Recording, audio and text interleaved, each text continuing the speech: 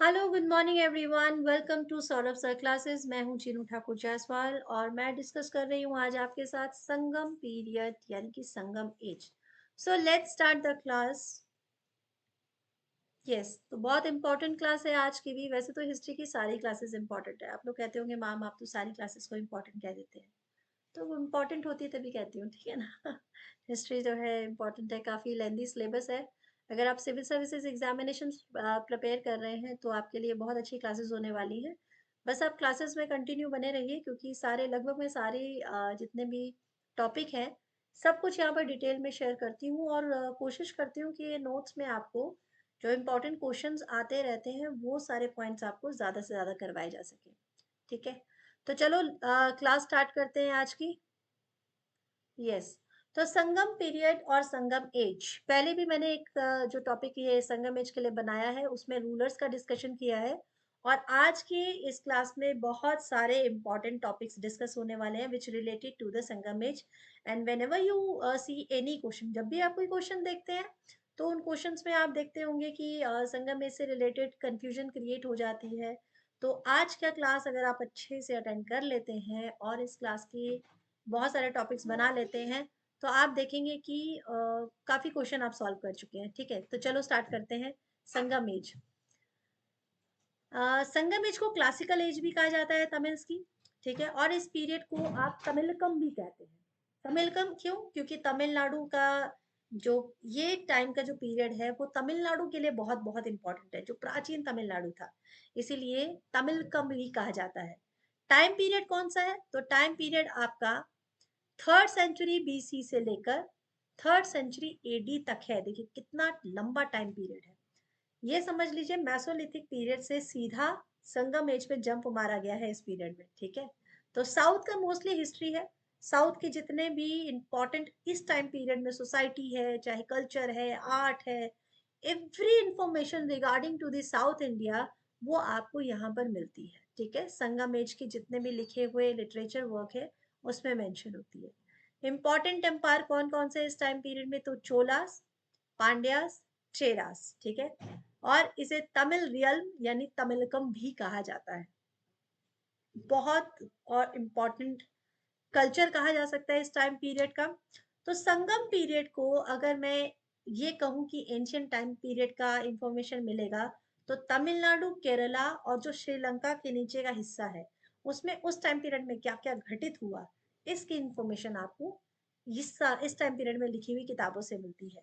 ठीक है, क्यों कहा जाता है संगम एज? संगम का मतलब क्या हुआ? संगम का मतलब होता है ना मिलना, हर एक चीज का मिलना। तो संगम का यहाँ पे मतलब होता है कन्फ्लुएंस। ठीक है, meet of poets, meet of poets. ठीक है, संगम कहा गया है। और ये क्वेश्चन आता है कि कौन से रूलर्स के अंडर पैट्रोनेज हुआ है? तो वो है पांड्या रूलर। और मदुरई बहुत इंपॉर्टेंट शहर है, क्योंकि मदुरई में यहाँ से स्टार्ट होता है संगम एज की जो मीटिंग्स होती हैं।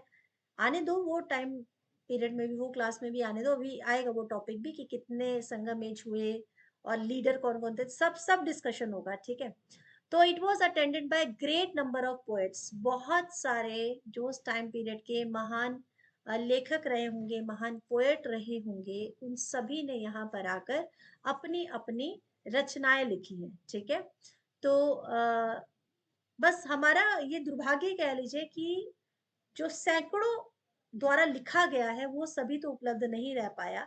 बट हाँ, थर्ड संगम एज के टाइम पीरियड में जो लिटरेचर वर्क हुआ है मोस्टली वो उसमें से कुछ सेव ज्यादा है। बट फर्स्ट का तो एकदम नामो निशान ही मिट चुका है। फर्स्ट टाइम पीरियड में क्या लिखा गया था वो हमारा बैड लक है कि हमारे पास मौजूद नहीं है।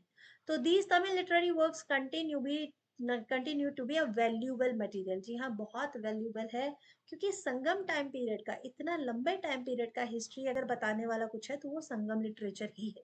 ठीक है, तो चलिए और थोड़ा इस बारे में इंपॉर्टेंट समझते हैं कि संगम एज के बारे में जो सोर्सेज हैं वो कौन कौन से हैं? कौन बताते हैं कि संगम एज के टाइम पे ये सारी बुक्स लिखी गई हैं, सारी चीजें। तो इंपॉर्टेंट लिटरेरी वर्क्स अगर मैं कहूँ जो याद रखने योग्य है संगम टाइम पीरियड में जो लिखे गए हैं, एक तो है तोलकापियम, फिर है इटुतगोई, फिर है इटुहोगल, फिर है पट्टू पट्टू। तो ये सारे वैल्यूबल इंफॉर्मेशन देते हैं उस टाइम पीरियड की। ठीक है, उस समय सोसाइटी कैसी थी, लोकल लोग जो थे वो क्या सोचते थे, तो सारी चीजें आपको इन्फॉर्मेशन मिलेगी। तोलकापियम में तो आपको पूरा ग्रामर ही मिल जा रहा है, ठीक है, उस टाइम पीरियड की लैंग्वेज, जो वर्ड्स थे, वोकैबुलरी, सब कुछ। अगर मैं आर्कियोलॉजिकल सोर्सेज की बात करूं तो एपिग्राफी, एक्सकवेशन, कॉइन्स, इन सब से भी हमें संगम टाइम पीरियड के रूलर्स की इंफॉर्मेशन मिलती है, ठीक है।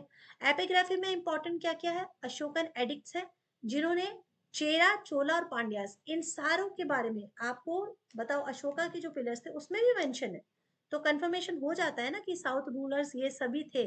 और कालो गुमलई में है, जो कि हमें एंशियंट तमिल स्क्रिप्ट के बारे में बताते हैं, ठीक है, कालू गुमलई, ठीक है, कालू गुमालई इसे कहा जाता है, मतलब इसके वर्ड्स के प्रोनाउंसिएशन सबके जुबान में अलग अलग है। एक्सकवेशन वर्क अगर कहें तो आदिचन्नालूर जो है अभी, मतलब ये रिसेंट एक क्वेश्चन मैंने देखा है, Adichanallur large number of articles मिले यहाँ पर, आयरन के, ब्रॉन्ज के, मतलब मेटेलिक जो है टूल्स मिले हैं, जो एंशियंट तमिल से, एंशियंट तमिल जो एरियाज थे उससे रिलेटेड है। कहाँ मिले हैं, आदिचनलूर में मिले हैं, ठीक है। कॉइन्स हमें डिपिक्ट करते हैं, कॉइन्स बताते हैं कि उस समय जो गोल्ड और सिल्वर कॉइन थे, वो सिर्फ, ऐसा नहीं है कि ग्रीक वालों ने ही लॉन्च किए थे, बल्कि हमें पूरे तमिलनाडु में भी ऐसे कॉइन्स मिलते हैं, ठीक है। हाथी गुफा इंस्क्रिप्शन के बारे में हम डिस्कस कर चुके हैं, खारवेला द्वारा लिखा गया है, जिसमें तमिल किंगडम्स के बारे में भी मेंशन किया गया है, ठीक है। इसके अलावा और कहाँ से हमें साउथ के बारे में पता चलता है, तो अरेकामेडु, पोमपुहर और कोदुमनल, ये सारे लोकेशंस जो हैं, ये तमिल्स के जो ट्रेडिंग ऑपरेशंस होते थे उसके बारे में हमें इंफॉर्मेशन देता है। तो ये सारे सोर्सेज हैं जो हमें संगम एज के बारे में, जो उस समय राजा थे, जो रूलर्स रूल कर रहे थे, वो सारी इंफॉर्मेशन हमें इन सारे एडिशनल सोर्सेज से भी प्राप्त होती है। अगर आप मैप पे थोड़ा सा देखें तो देखिए ये उस समय के इंपॉर्टेंट रूलर्स रहे हैं संगम पीरियड के, चोला, पांड्या, चेरा। आपका आज का होमवर्क, बीच बीच में मैं एक होमवर्क जरूर देती हूँ, इसके जो है सिंबल्स है, ठीक है, चोला का सिंबल जो उसके फ्लैग पे भी है, जो मोस्टली उनके नाम के साथ है, पांड्यास का सिंबल और चेरा का सिंबल, ये आपको सिंबल बताना है, ठीक है। कमेंट सेक्शन पे जरूर लिखना, पता चलता है ना कि आप लोग भी मन से पढ़ रहे हैं कि नहीं। आप एक एक करके थोड़ा सा इनको फटाफट शॉर्ट में समझते हैं। वैसे तो चोला का एडमिनिस्ट्रेशन बहुत इंपॉर्टेंट है, वो भी मैं डिटेल में आपको एक क्लास में जरूर समझाऊंगी, लेकिन अभी मैं शॉर्टकट में आपको बता रही हूँ। चेरा, जिन्हें केरला पुत्र कहा जाता है, वेरी इंपॉर्टेंट, ठीक है, ये बात याद रखने की है कि केरला पुत्र कौन से डिनेस्टी को कहा जाता है, चेरस को कहा जाता है। इनकी कैपिटल थी वंजी और करूर। फेमस रूलर थे उदयनजिरल और चीरन चेंगुटुवन, ठीक है, जिन्हें गुड चेरा, रेड चेरा ये भी कहा जाता है। ये कई बार रिपीट होने वाला क्वेश्चन है। गुड चेरा और रेड चेरा किसे कहा जाता है, चीरन चेंगुटुवन को कहा जाता है, ठीक है। और उदिन जरल जो है वो महाभारत से कनेक्टेड है, तो ये भी क्वेश्चन का पार्ट बन चुका है, ठीक है। इम्पोर्टेंट पोर्ट, ये पोर्ट वाला क्वेश्चन ना बड़ा कंफ्यूज करता है, क्योंकि साउथ के पोर्ट्स जो है वो याद रहते नहीं अगर बार बार बोलोगे नहीं। तो इम्पोर्टेंट पोर्ट्स कौन से हैं, मुजरिस है, जिसके बारे में अगस्तस ने भी बताया है, ठीक है। तो एक टेम्पल भी बनाया गया था, अगस्तस का एक टेम्पल बनाया गया था मुजरिस में, जो रोमन टेम्पल है। इसके अलावा एक और कनगी जो देवी है उनकी, कनगी, तो उनका टेम्पल भी वहां बनाया गया। और पटनी कल्ट का फाउंडेशन भी यहाँ होगा। ये जो कनगी है ना, इसके पीछे एक स्टोरी है, वो मैं स्टोरी अभी नहीं सुना रही हूँ, टेंशन मत लो, लेकिन ये स्टोरी कभी टाइम मिले तो जरूर पढ़ना, बहुत ही मतलब इंटरेस्टिंग भी है और करुणामयी स्टोरी भी है, ठीक है। चलो अब चोलास के बारे में डिस्कस कर लेते हैं। तो चोला मंडलम कहा जाता है, इनका अलग से एक और नाम है। कैपिटल सबके इंपॉर्टेंट है, एक कॉपी में नोट बना के रख सकते हो। चोला एम्पायर का कैपिटल उरियर था, ठीक है।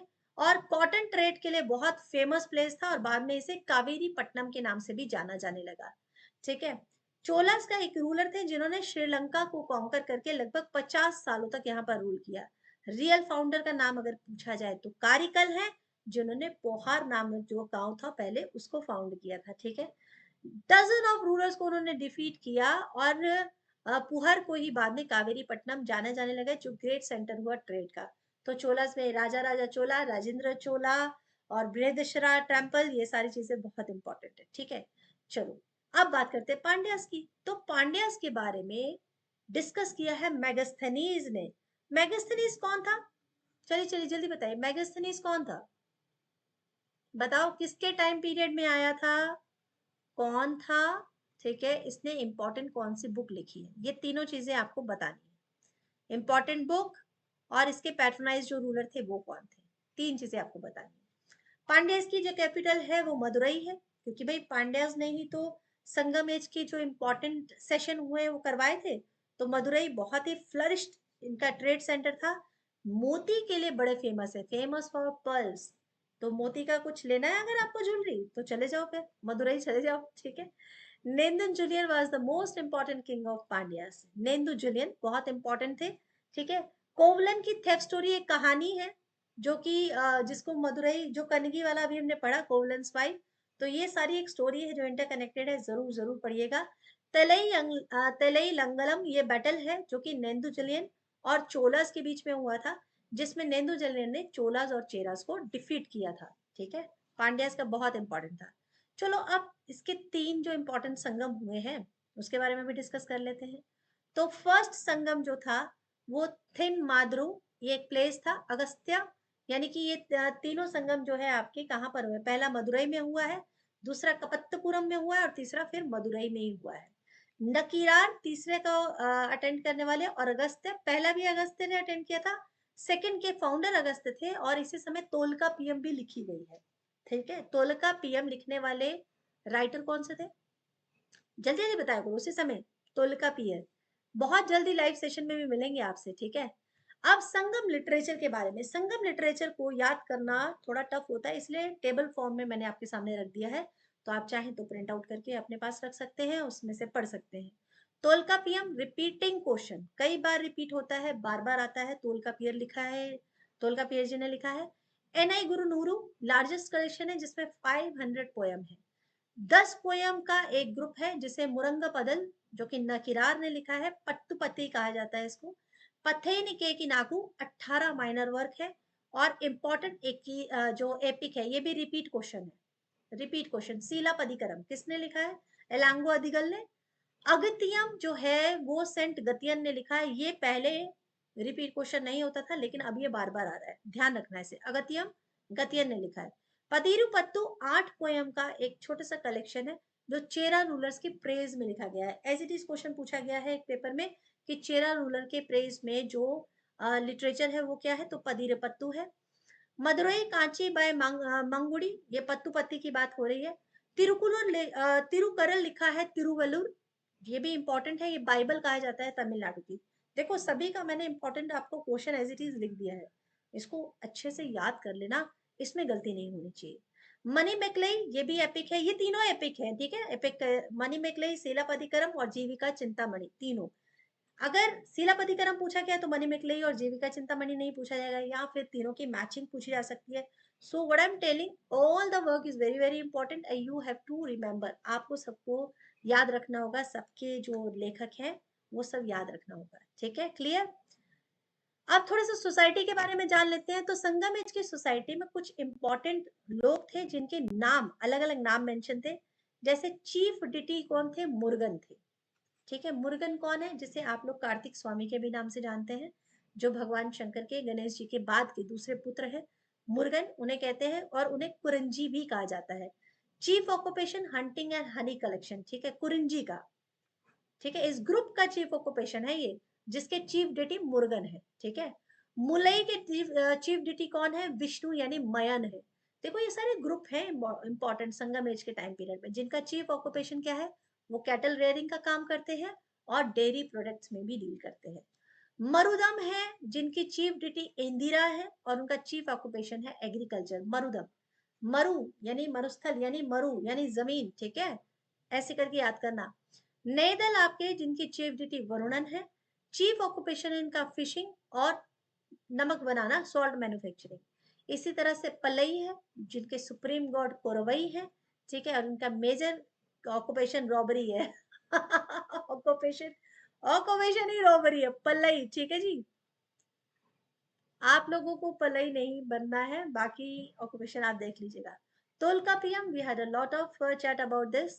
तोलकापियम के बारे में तो काफी बात हो गई है। इनको इसी में 4 कास्ट का जिक्र आपको मिलता है। उस समय संगम एज में जो 4 कास्ट थी, अरासर, अनाथनर, वेनिगर और वेललर। ठीक है, ये चारों का डिस्कशन आपको टोलगापियम में हो रहा है। गवर्निंग क्लास जो है उसे अरासर कहा जा रहा है, अरासर। ठीक है, ये सारी चीजें आपको याद करनी है। गवर्निंग क्लास है अरासर, यानी टॉप पर ये है, फिर अंथनर है, फिर वेनिगर है और फिर वेललर है। Anthanar were influential in Sangam politics and religion, Vanigar were traders and merchant, और वेललर कौन है, वो जो एग्रीकल्चर करते हैं। तो इसमें कहीं पर भी आपको वो वाला सिस्टम नहीं मिल रहा है कि किंग है, ब्राह्मण है और फिर शूद्र है, शूद्र वाला सिस्टम नहीं है। इसमें थोड़ा सा नाम ऊपर नीचे है, काम देखो। अरसर है जो रक्षा कर रहे हैं, जो कि गवर्निंग क्लास हो गई। अथानर, अंथानर है, अंथानर जो धर्म वर्म के काम कर रहे हैं। मतलब अगर मैं देखूं कि हाँ, घूम फिर के तो जो कास्टिज्म है वहीं के वहीं आ गई। बस एक थोड़ा सा अलग लग रहा है कि जो अरासर है वो यहाँ पर किसान है, और जो अगर वैदिक धर्मों के हिसाब से उसमें देखूं मैं, बात के जो लिखे गए लेटर वैदिक टाइम पीरियड में लिटरेचर लिखा गया है, उसमें शूद्र जो है वो जो सोसाइटी के बाकी के काम है वो कर रहे हैं। ठीक है, तो during this time primitive tribe जैसे कि थोड़ास, इरुलास, नागास और वेदर्स, ये भी एग्जिस्ट करते हैं। ये ट्राइबल्स की बात हो रही है। इन सब के नाम मैंने इसलिए दिए हैं क्योंकि इससे रिलेटेड क्वेश्चंस मैंने देखे हुए हैं। ठीक है, कोई भी आपका इलॉजिकल मैं आपके साथ शेयर नहीं करूंगी, जो क्वेश्चंस आते हैं बस वही शेयर होंगे। संगम एज टाइम के पीरियड में रिलीजन और वर्शिप कैसा था? ये जो आपको पिक्चर में ये पत्थर नजर आ रहे हैं, इन्हें हीरो स्टोन भी कहा जाता है, और वहां की लैंग्वेज में इसे नाडुकल कहते हैं। तो जिनकी मतलब जो ऐसे पुरुष होते थे जो कोई हीरोइज्म का काम करते थे, तो उनकी जो बरिल्स होते थे उसके साथ में इस तरह के हीरो स्टोन लगाए जाते थे। ठीक है, तो जो भगवान है इनके, जो डेटी हैं सेयोन और मुर्गन माना जाते हैं इनको। He was the major god of the Sangam era. Murugan की वर्शिप होती है आज की डेट में भी, मुर्गन की वहां बहुत पूजा होती है। ठीक है, और फेस्टिवल भी मनाए जाते थे जो गॉड मुर्गन से रिलेटेड होते थे, और ये संगम लिटरेचर में मेंशन है इसके बारे में। 6 अवार्ड्स लिए जाते थे, जिसे अरुपदई वीदु मतलब उनके ऑनर में कही जाते थे, और उनको मिले, ही वॉज गिवन 6 अवार्ड्स। ठीक है, मुर्गन वर्शिप को। मयान यानी विष्णु, वेंदन यानी इंद्रन जो इंद्र भगवान है, और वेरुनर एंड कोरवई, ये इनकी भी पूजा पाठ संगम ईरा में रहती है। तो यदि क्वेश्चन ये आया कि मुर्गन के अलावा तो ये चार और भगवान है। ठीक है, मयन, वेंदन, वेरुनर और कुरवई। हीरो स्टोन्स मैंने अभी आपको आपके साथ डिस्कस कर ही लिया है। तो संगम एज के रिलीजन में आपको ये बातें आप याद रखोगे तो मोर देन एनफ है, ये हो जाएगा। ठीक है ना। इसके बाद नेक्स्ट आपका जो है संगम एज का एंड के बारे में बात करते हैं, डिक्लाइन के बारे में बात कर लेते हैं। तो इतना लंबा टाइम पीरियड था, तो 3rd सेंचुरी तक आते आते ये डिक्लाइन कर जाता है। ऑलमोस्ट 2.5 सेंचुरीज जो है द कालाभर्स ओकुपाइड तमिलनाडु। उसके बाद जो कालाभर एक ग्रुप है वो तमिलनाडु को ऑक्युपाई कर लेते हैं, और उनके बारे में बहुत कम इंफॉर्मेशन मिलती है। हो सकता है वो उतना लिटरेचर वर्क्स में उन्होंने इंटरेस्ट ना दिखाया हो। तो इस टाइम पीरियड में जैनिज्म और बौद्धिज्म भी रोज करता है। जब संगम एज डिक्लाइन कर जाती है, ब्राह्मण एरिया पूरा, ब्राह्मणों का जितना भी लिखित वो होता टाइम पीरियड वो डिक्लाइन कर जाता है, तो जैनिज्म और बुद्धिज्म रिवाइव करते हैं। The Pallavas of northern Tamil Nadu and the Pandyas of southern Tamil Nadu pushed the Kalabhras out of Tamil Nadu. ये इंपॉर्टेंट है, इस बात को याद रखना। कालाभ्रस को किसने हराया था? तो नॉर्दर्न तमिलनाडु के पल्लवास ने, और सदर्न तमिलनाडु के पांड्याज ने उनको हरा के वहां से कालाभ्रस जो ग्रुप था उनको वहां से खदेड़ दिया था। तो ये था आपका total Sangam age period. I guess Sangam age period अब आप लोगों को क्लियर हो गया होगा, क्योंकि संगम एज से रिलेटेड भी क्वेश्चंस आपके रिपीट होने वाले क्वेश्चन है, और उससे रिलेटेड आपको जितने भी आज तक की जो इम्पोर्टेंट क्वेश्चंस मुझे नजर आए, मैंने उससे रिलेटेड आपको सारे टॉपिक दे दिए। तो जल्दी मिलेंगे आपके साथ एक और क्लास में, जो इससे मैं सोच रही हूँ कुछ ना एमसीक्यू आपके साथ शेयर करते हैं। देखते हैं कितनी प्रैक्टिस की है, कितनी आप लोगों की क्लासेस चल रही हैं, कितना सीरियस आप लोग क्लासेस को लेते हैं। ठीक है, so thank you so much for this class, and will meet soon with new class and some new MCQ as well. तो प्रिपरेशन करते रहिए। कोई भी अगर आपको कंफ्यूजन हो तो कमेंट सेक्शन में ज़रूर लिखिएगा। वीडियो पसंद आए तो लाइक शेयर कीजिएगा। Thank you so much, bye bye and take care.